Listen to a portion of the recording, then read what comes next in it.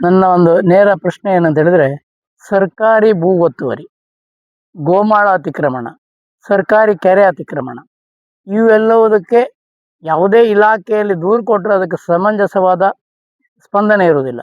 ಅದಕ್ಕೋಸ್ಕರ ತಾವು ಇದಕ್ಕೆ ಏನು ಸಲಹೆ ಕೊಡ್ತೀರಿ? ಇದು ಸರ್ಕಾರಿ ಭೂ ಕಬಳಿಕೆ ವಿಶೇಷ ನ್ಯಾಯಾಲಯ ಅಂತ ಇದೆ ಅಲ್ವಾ, ಅದರಲ್ಲಿ ನಾವು ಅಲ್ಲಿ ಹೋಗ್ಬೇಕಾದ್ರೆ ಅದು ಎಲ್ಲಿ, ಬೆಂಗಳೂರು ಎಲ್ಲಿ ಅಂತ ನಾನು ತಮ್ಮ ಹತ್ರ ಕೇಳ್ತಾ ಇದ್ದೇನೆ. ಇತ್ತೀಚೆಗೆ ಸಾಕಷ್ಟು ದೂರು ದಾಖಲಾಗ್ತಿರುವಂಥದ್ದು ಇದು ಕೂಡ. ಅಥವಾ ನಾವು ದಿನನಿತ್ಯ ಕಂಡು ಕೇಳಿರುವಂಥದ್ದು ಸರ್ಕಾರಿ ಭೂಮಿ ಒತ್ತುವರಿ, ಅಕ್ರಮ ಚಟುವಟಿಕೆಗಳು, ಅಥವಾ ಸರ್ಕಾರಿ ಜಮೀನನ್ನು ಅಕ್ರಮವಾಗಿ ಸ್ವಾಧೀನ ಹೊಂದಿ ಅನುಭವ ಮಾಡ್ಕೊಂಡು ಬರ್ತಾ ಇದ್ದಾರೆ, ಅಥವಾ ಒತ್ತುವರಿಯನ್ನು ಮಾಡ್ತಿದ್ದಾರೆ, ಅಥವಾ ಕೆರೆ ಕಟ್ಟೆಗಳನ್ನು ಮುಚ್ಚುವಂಥದ್ದು, ಸರ್ಕಾರಿ ಆಸ್ತಿಯನ್ನು ಅಕ್ರಮವಾಗಿ ಸ್ವಾಧೀನ ಹೊಂದಿ ಮುಟ್ಟುಗಳನ್ನು ಹಾಕಿಕೊಳ್ತಿದ್ದಾರೆ. ನಾವು ದೂರನ್ನು ದಾಖಲು ಮಾಡಿದರೂ ಕೂಡ ಯಾವುದೇ ಕಾನೂನು ಕ್ರಮಗಳು ಕೈಗೊಳ್ತಾ ಇಲ್ಲ. ಯಾವ ಇಲಾಖೆಯನ್ನು ಸಂಪರ್ಕ ಮಾಡಬೇಕು ಅಥವಾ ಕಾನೂನು ಕ್ರಮಗಳನ್ನು ಹೇಗೆಲ್ಲ ಕೈಗೊಳ್ಳಬೇಕು ಅನ್ನುವಂಥದ್ದು ನಿಂದಿದೆ.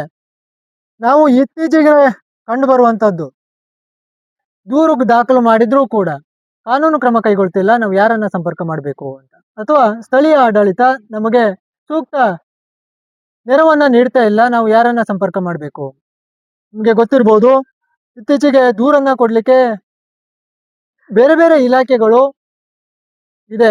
ಒಂದು ಲೋಕಾಯುಕ್ತ, ಅಥವಾ ಮೊದಲನೇ ಬಾರಿಗೆ ನಿಮಗೆ ಯಾವುದೇ ಒಂದು ಅಕ್ರಮ ಚಟುವಟಿಕೆ ಅಥವಾ ಸರ್ಕಾರಿ ಒತ್ತುವರಿಗಳು ಕಂಡು ಬಂದಂಥ ಸಂದರ್ಭ ಅಥವಾ ಸಂಬಂಧಪಟ್ಟಂತಹ ಇಲಾಖೆಯ ಮುಖ್ಯಾಧಿಕಾರಿ ಅಥವಾ ಜಿಲ್ಲಾಧಿಕಾರಿಗೆ ದೂರನ್ನು ದಾಖಲು ಮಾಡಬೇಕಾಗ್ತದೆ.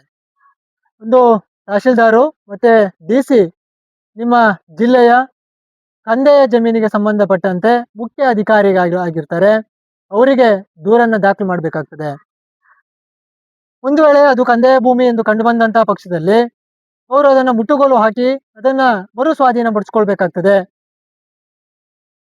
ಒಂದು ಮರು ಸ್ವಾಧೀನಕ್ಕೆ ಏನಾದರೂ ತಡೆ ಉಂಟು ಮಾಡಿದರೆ ಅದಕ್ಕೆ ಪ್ರಕರಣವನ್ನು ದಾಖಲು ಮಾಡಿ ಕ್ರಿಮಿನಲ್ ಕೋರ್ಟಲ್ಲಿ ದಾವೆಯನ್ನು ದಾಖಲು ಮಾಡಿಕೊಳ್ಳಲಿಕ್ಕೆ ಅವಕಾಶಗಳಿರ್ತವೆ. ಭೂ ಕಬಳಿಕೆ ಕಾನೂನಿನಡಿ ದೂರನ್ನು ದಾಖಲು ಮಾಡಿಕೊಂಡು ಅವರ ವಿರುದ್ಧ ಕ್ರಿಮಿನಲ್ ರೀತಿಯ ಪ್ರಕರಣವನ್ನು ದಾಖಲು ಮಾಡಿಕೊಂಡು ವಿಚಾರಣೆ ಮಾಡಲಿಕ್ಕೆ ಅವಕಾಶಗಳಿರ್ತದೆ. ಹಾಗಾಗಿ ನೀವು ಮೊದಲನೇದಾಗಿ ಸ್ಥಳೀಯ ಆಡಳಿತಕ್ಕೆ ದೂರನ್ನು ದಾಖಲು ಮಾಡಿ, ನಿಮಗೆ ಸೂಕ್ತ ಸ್ಪಂದನೆಗಳು ದೊರಕದೇ ಇದ್ದಂತಹ ಸಂದರ್ಭದಲ್ಲಿ ಯಾವುದೇ ರೀತಿಯ ಅಂಜಿಕೆಗೆ ಅಥವಾ ಅಳುಕಿಗೆ ಒಳಗಾಗದೆ ನೀವು ಜಿಲ್ಲಾ ಕಾನೂನು ಸೇವಾ ಪ್ರಾಧಿಕಾರವನ್ನು ಸಂಪರ್ಕ ಮಾಡ್ಬೋದು. ಖಂಡಿತ ನಿಮ್ಮ ನೆರವಿಗೆ ಜಿಲ್ಲಾ ಕಾನೂನು ಸೇವಾ ಪ್ರಾಧಿಕಾರ ಖಂಡಿತ ನಿಮ್ಮೊಟ್ಟಿಗೆ ಇದೆ ಅಂತ ಹೇಳಲಿಕ್ಕೆ ಬಯಸ್ತೇನೆ ಸರ್. ರಾಘವೇಂದ್ರ ಸರ್, ರತ್ನಾಕರ್ ಶೆಟ್ಟರ್ ಪ್ರಶ್ನೆಗೆ ನೀವು ಉತ್ತರ ಕೊಟ್ಟಿರಿ, ಸ್ಥಳೀಯ ಆಡಳಿತದಲ್ಲಿ ದೂರು ದಾಖಲೆ ಮಾಡಿ ಅಂತ. ದೂರು ದಾಖಲೆ ಮಾಡಿದ್ರೆ ಅದಕ್ಕೆ ರಿಪ್ಲೈನೇ ಇಲ್ಲ. ಅಂದ್ರೆ ನಮ್ಮ ರೈತರ ಅರ್ಜಿ ಕಸತೊಟ್ಟಿಗೆ ಹೊತ್ತು ಬಿಟ್ರೆ ಅದ್ರ ಬಗ್ಗೆ ಮಾತಾಡೋದೇ ಇಲ್ಲ. ನಾವೊಂದು ಫಾಲೋಅಪ್ ಮಾಡ್ಕೊಂಡು ಹೋಗ್ಬೇಕು, ನಮ್ಮ ರೈತರಿಗೆ ಪುರ್ಸೋದಿಲ್ಲ. ಅದಕ್ಕೆ ಬೇರೆ ಎಂತ ದಾರಿ ಇದೆಯಾ ಸರ್? ಹೌದು, ಸಾಕಷ್ಟು ಬಾರಿ ರೈತರು ಕೊಡುವಂತ ದೂರನ್ನ ಸೀರಿಯಸ್ ಆಗಿ ಕನ್ಸಿಡರ್ ಮಾಡೋದಿಲ್ಲ, ಅಥವಾ ದೂರನ್ನ ಯಾವುದೋ ಒಂದು ಒತ್ತಡಕ್ಕೆ ಮಣಿದು ಆ ದೂರಿಗೆ ಬಗ್ಗೆ ಸೂಕ್ತ ಪ್ರತಿಕ್ರಿಯೆಯನ್ನು ನೀಡುವುದಿಲ್ಲ. ಈ ಸ್ಥಳೀಯ ಆಡಳಿತ ನಿರ್ಲಕ್ಷ್ಯ ಧೋರಣೆಯನ್ನ ನೀವು ಪ್ರಶ್ನೆ ಮಾಡಬೇಕು. ನಾನು ಮುಂದೇನು ಅನ್ನುವ ಬಗ್ಗೆ ಒಂದು ಪ್ರಶ್ನೆ ಹೇಳ್ತದೆ. ಜಿಲ್ಲಾ ಕಾನೂನು ಸೇವಾ ಪ್ರಾಧಿಕಾರಕ್ಕೆ ಮೆಂಬರ್ ಸೆಕ್ರೆಟರಿ ಅವರಿಗೆ ನೀವು ಒಂದು ಲಿಖಿತ ದೂರನ್ನು ಸಲ್ಲಿಸ್ಕೊಳ್ಬಹುದು. ಉಡುಪಿ ಜಿಲ್ಲಾ ಕಾನೂನು ಸೇವಾ ಪ್ರಾಧಿಕಾರ ನಿಮಗೆ ಯಾವ ಇಲಾಖೆ ನಿರ್ಲಕ್ಷ್ಯವನ್ನ ತೋರಿದೆ ಆ ಇಲಾಖೆಗೆ ವಿರುದ್ಧ ಸೂಕ್ತ ಕಾನೂನು ಕ್ರಮವನ್ನು ಕೈಗೊಳ್ಳಲಿಕ್ಕೆ ಕೂಡ ಅಧಿಕಾರ ಇದೆ, ಅಥವಾ ಅವರ ಮೇಲಧಿಕಾರಿಗೆ ಸೂಕ್ತ ಕಾನೂನು ಕ್ರಮವನ್ನು ಕೈಗೊಳ್ಳದೇ ಇರುವ ಬಗ್ಗೆ ಸೂಕ್ತ ವಿಶ್ಲೇಷಣೆಯನ್ನು ಕೂಡ ಹೇಳಲಿಕ್ಕೆ ಕೂಡ ಅವಕಾಶ ಇದೆ.